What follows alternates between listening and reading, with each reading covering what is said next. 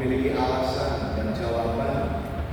Kalau ditanya kenapa 100 hari, bukan yang lain. Kenapa tidak sampai 10 hari, 120 hari, dan pertama-tama kita diajak dari satu yang baik. Dalam tradisi Gereja Katolik, kita mendoakan saudara kita yang sudah meninggal, tadi hari, lalu 1 hari, 100 hari, nanti tahun berkawan dan akhirnya rangkaian 1000 hari. Itu menunjukkan pada kita semua bahwa peristiwa kematian, peristiwa kehilangan orang-orang kita cintai, itu tidak selalu mudah untuk kita cerna, tidak mudah untuk selalu kita akhirnya menerima dengan ikhlas hati, seperti doa dari Ayub. Tuhan yang memberi, Tuhan yang mengambil, terpujilah nama Tuhan, jadilah kehendakmu. Itu tidak mudah. Itu tidak otomatis, maka butuh waktu yang kadang panjang. 1000 hari. Biasanya sampai setelah itu akan menjadi peringatan biasa. Tapi 100 itu berarti kita juga ini menemani, menyertai keluarga yang berduka, sekaligus menegaskan bahwa hidup ini bisa ada tidak sendirian. Ada juga teman-teman yang mendukung, mendoakan Anda. Dan ini adalah bagian dari kita semua sebagai keluarga besar umat Kristiani, mewujudkan kasih yang nyata lebih dalam saat-saat yang sulit, dalam saat-saat di mana salah satu dari kita mengalami kedukaan, kehilangan. Dan di sini letaknya bahwa persekutuan itu menjadi kuat dan sejati kalau kita juga hadir, kalau kita juga ada dalam saat-saat yang sulit dari saudara-saudara kita yang sedang mengalami apapun bentuknya. Jadi 100, diatur saja di dalam bahasa Jawa itu permainan kata. Orang Chinese juga punya permainan kata, tapi orang Jawa dengan atur. Pertama-tama adalah 40, 40. Nah itu lo itu adalah bahasa Jawa yang air mata. Jadi kalau masih 1 hari masih terngiang-ngiang, masih meratap menangis, kadang-kadang kalau ingat wajar.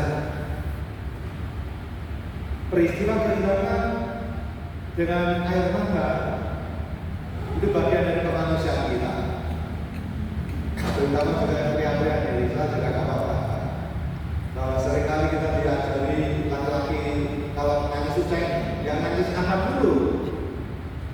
Tidak serta-merta itu cengeng. Bagi mengungkapkan rasa kepedihan dengan saja dan buat apa ada di air mata. Itu sudah yang bahasa yang kata-kata dari berbagai macam pengalaman yang mungkin tidak dikatakan dan hanya bila dikatakan dalam bahasa air mata. Ketika kita kehilangan, kita juga meneteskan air mata pedih. Tapi kalau kita begitu bahagia, terharu, kita juga meneteskan air mata. Jadi inilah tidak perlu menjadi dimaknai secara negatif. 40. Jadi kalau 40 tadi masternya masih tangis wajar. Lalu setelah itu kita 100. Bahasa Jawanya atos. Itu berarti berhenti, akhirnya apa? Berhenti menangis. Dan kita mulai menata kembali hidup, menata lagi hidup dalam pengharapan, dalam keyakinan bahwa saudara kita ini tidak hilang karena Ustaz tidak jelas, tapi saudara kita ini memasuki keabadian. Maka dalam pemahaman gereja Katolik bahwa kita ini ada keluarga besar, 3 keluarga besar kelompok. Yang satu yang diikat oleh kasih, dan kasih tidak pernah bisa memutus relasi kita dengan saudara kita dalam kelompok-kelompok ini. Yang pertama adalah gereja yang mulia, para kudus. Mereka sudah teruji dan terbukti baik mereka sungguh-sungguh menjadi berkat dan patut jadi inspirasi dari teladan. Maka salah satu belum lama ini kita punya satu baru orang muda, Carlo Acutis. Salah satu syarat kalau orang dinyatakan kudus adalah bahwa oleh doa oleh pengantaran orang-orang calon orang kudus ini, kita beroleh banyak rahmat, termasuk mukjizat. Bahwa mukjizat itu masih ada dan nyata sekarang juga. Maka syaratnya kalau orang jadi kudus itu harus ada testimoni, kesaksian bahwa melalui doa dan mengantar orang kudus ini kita beroleh banyak rahmat Tuhan. Maka kalau setelah meninggal pun tetap berkah, maka pasti selama hidupnya tidak teruji terbukti. Gak mungkin kalau orang tidak pernah jadi berkah selama hidupnya tiba-tiba mati jadi berkah, tidak mungkin. Itu menandakan bahwa selama hidupnya memang sudah menjadi berkah bagi banyak orang. Dan setelah meninggal berkahnya berlipat-lipat dan lintas generasi, lintas zaman, termasuk kita juga peringati Salat Teresa 100 tahun berapa? Kita kan nggak kenal. Sudah berapa tahun yang lalu atau bertahun-tahun yang lalu, tapi kita masih bisa mendapatkan rahmatnya berkat Tuhan lalu lintas generasi, lintas zaman, dan itu berarti memang teruji dan terbukti hidupnya jadi berkah. Yang kedua adalah kelompok yang dikatakan gereja yang menanti dan beratap. Itulah saudara kita yang sudah berpulang kembali ke rumah Allah. Mereka yang dalam tradisi gereja Katolik, ada nisan, ada tulisan nama kita siapa pun ada. Termasuk kemarin saya juga paling-paling cuma 3 baris. Mau nulis berapa lagi? Siapa pun itu. Paling-paling 3 baris. Satu, baris pertama nama, ya. Baris kedua tanggal lahir di dunia mana ini. Ketiga, kalau punya akan meninggal apa. Tapi dalam tradisi yang paling pernah dikatakan lahir dalam keabadian. Nah itu istilahnya. Bukan mati, bukan meninggal, tapi lahir dalam keabadian.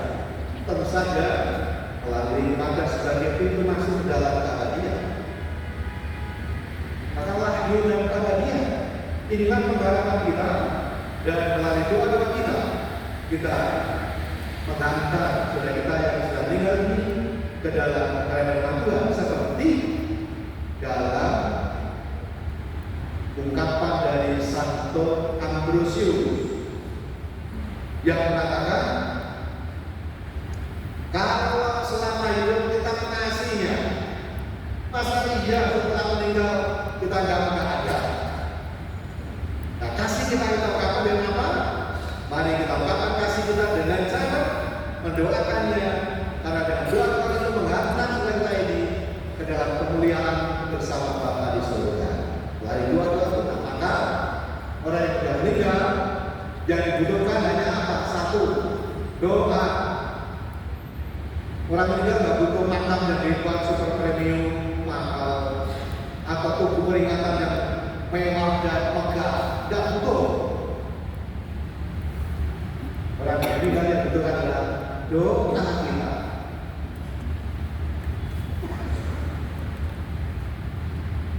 Maka, saudara sekalian, setelah dia masih berdoa tadi ya, dia ada doa para legioner gitu ya, terus alil juga ya. Kalau Katolik kalau meninggal kan selalu pakai rosario. Umumnya, jadi bukan rosario. Nah, nggak tahu selama hidup doa rosario itu enggak. Itu masalah. Jadi kalau mau berdoa sekarang, ya kalau selama hidupnya nggak pernah doa rosario, nggak pernah baca Alkitab, meskipun disamani diberikan Alkitab di sisinya dilatih, ya nggak bisa lagi berdoa, nggak bisa lagi baca Alkitab. Wong hidup aja selama hidup aja nggak pernah baca Alkitab, diperti apa lagi? Jadi kalau mau berdoa sekarang ya, kalau sudah masuk penting kita ini didoakan. Nah, sekarang kita yang berdoa nih, karena gunakan kesempatan yang baik untuk berdoa. Karena kalau sudah memasuki doa tadi, didoa. Dan itulah yang dibutuhkan dari maka kita berkumpul bersama untuk mendoakan saudara kita, terutama dari ini adalah Markus dan 100 hari yang. Dan yang ketiga adalah kita semua ini. Nah, ini diingatkan oleh Tuhan Yesus. Gereja yang bersiara, gereja yang berjuang, yang mulia, yang nanti berada, dan yang bersiara. Maka Paulus itu dalam bulan membuka Psalm Jubileo, Testament Terpenuhi, ya mengatakan bahwa kita ini adalah peziarah pengharapan. Memang itulah nasib kita. Itulah. Maka kalau pasang status, profile status di WA atau status kita sama, apa? OTW.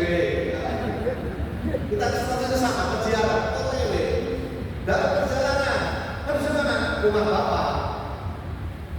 Jangan lupa loh. Nah, kita ini kan mau ditutup di filmnya ya. Kita ikut ziarah kemana-mana, ziarah. Maka kita jadi ziarah kemana-mana untuk kota Santa. Nah, gereja ada unik. Tidak masuk gereja, masuk ke Maria. Kota Santa tidak masuk gereja, masuk ke Maria gereja. Maksudnya kalau kita diajak untuk ziarah berarti si yang sampai ziarah Tuhan. Nah, kalau ziarah makanya kita jangan, apalagi para ibu-ibu ini ya, ziarah itu jangan reknya kebanyakan. Ziarah, tapi reknya kebanyakan. Jadi kalau kita ziarah banyak, mampir-mampirnya entah itu untuk shopping, entah itu untuk belanja haji, atau untuk kota koko, atau juga untuk kuliner, lupa nanti ziarah itu apa. Nah, itu gambarannya ya. Ziarah kan ziarah, jangan lupa ziarahnya. Kalau ada belanja yang boleh baik, tapi kalau kita lebih banyak untuk lupa kalau kita menjalankan ziarah. Kalau tidak kenyang, lupa jalan. Jadi kita diingatkan ziarah bagi saat yang dituju Tuhan. Jangan sampai hidup kita ini kita malah belok-belok, mampir-mampir sana sini, malah lupa kita mau kemana. Nah, jangan. Makanya kita berziarah pengharapan, dan itulah yang menjadi panggilan kita bersama sebagai peziarah pengharapan. Maka mari kita sekalian kita diajak untuk menggunakan kesempatan yang diberikan kepada kita semua selagi kita masih diberi kesempatan dalam hidup ini untuk menggunakan segala waktu, tenaga, talenta, berkat yang kita alami Dan kita terima dari kekurangan Tuhan dan kita bagikan untuk sesama kita, untuk kemuliaan Tuhan. Itulah yang membuat hidup kita berarti dan bermakna. Perjalanan kita mendapatkan maknanya.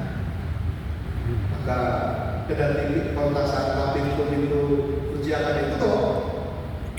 Nah, moga-moga kita juga belajar masuk Natal. Moga-moga pintu hati kita tidak tertutup. Justru sebaliknya, pintu kita terbuka lebar supaya Tuhan boleh datang hadir dalam hidup kita. Jangan sampai malah dikatakan dalam kisah Natal nanti dia lahir di panggungan karena tidak ada tempat baginya. Jangan sampai. Moga-moga pintu hati kita terbuka, ada tempat bagi Tuhan dalam hidup kita, dan itu yang membuat hidup kita selalu dipenuhi dengan sukacita.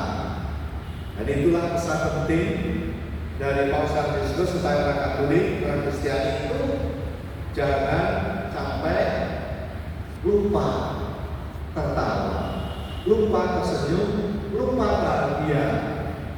Hidup ini terasa seperti masa prapaskah berkepanjangan. Dan nyanyi haleluya, jangan hanya tidur ratapan.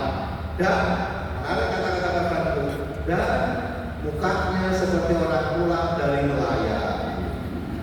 Kalau begitu tidak meyakinkan, karena mengatakan Injil, kabar gembira, kita akan gembira.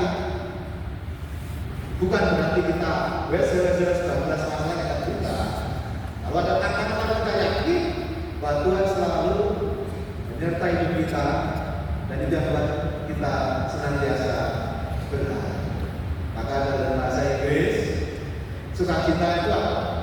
Rejoice. Diri yang ketiga itu joy. Maka pertama-tama Jesus. Baru apa? Others. Baru berikutnya you. Kalau dibalik ada nggak ada sukacita? Nggak ada. Kalau ukurannya benar, Yesus pertama dalam hidup Anda dan sesama, dan baru diri Anda sendiri ada sukacita. Kalau yang Anda balik, diri Anda pusat hidup Anda, yang lain tidak ada. Dan Anda pasti tidak ada kalanya sukacita. Mari kita sama-sama ya pada kesempatan ini sangat khusus untuk diri dan bisa ya. Ini adalah suatu hari. Mari kita meneruskan perjalanan kita kali ini juga tanpa fokus dalam fisik, tapi sebagaimana kata-kata dari filsuf dari Prancis Gabriel Marcel mengatakan demikian. Kalau aku mengatakan bahwa aku mengasihi, itu berarti bahwa selalu ada di hatiku dari hidupku, kendati sementara mau memisahkan. Tidak bisa memisahkan kita dari kasih. Memang secara fisik sudah tidak hadirkan diri dengan keluarga, tapi yang tetap ada dalam hati kita. Dan itulah tanda cinta sejati. Maka nanti pada bagian akhir minggu hari biasanya nanti ada, kalau awal yang saya tahu itu tradisinya apa? Melepaskan sepasang burung merpati. Kenapa burung merpati? Ya merpati dulu itu tak pernah ingkar janji katanya. Merpati dulu harus kerjakan. Merpati dulu itu kalau saat pasang kan kerjakan kalau mau yang lain. Kembali ketulusan hati dan juga karena cinta abadi. Sekaligus juga berarti apa? Yang melepaskan kepergian menghadap rumah Bapa Maria Kulit, bahagia di rumah Bapa, tujuan akhir dari perjalanan kita semua. Akan masih panjang, dan pada bagian akhir juga biasanya lalu pasang tulisan. Ada tulisannya, jadi maksudnya apa? Maksudnya yang tertulis dalam batu itu, tapi juga terpilih tertulis dalam hati kita. Itu jauh lebih. Semoga kita semua boleh bersyukur bahwa kasih Tuhan sudah dialami melalui konkret. Maka kesempatan ini jadikan syukur pada Tuhan atas segala kebaikan Tuhan yang kita alami melalui saudara kita Pak Markus ini. Tadi sedikit ada lagu kayak keroncong yang mungkin pasti Pak Markus senang, tapi lebih senang lagi kalau ada gamelan Jawa. Senang sekali, tapi ya susah ya. Gamelan tersangka dan terlalu pada mungkin kalau nanti kita kesempatan boleh juga dimainkan kembali gamelannya, karena itu satu yang membuat Pak Markus juga merasa semangat. Nah, waktu di sini semangat untuk anak gamelan itu dulu. Gamelan bagus, yang beli ngomong sunat bagus, tapi nggak pernah dimainkan. Lalu ya sudah, gimana Pak Markus? Kalau kita punya gamelan bagus, kenapa nggak pernah dimainkan?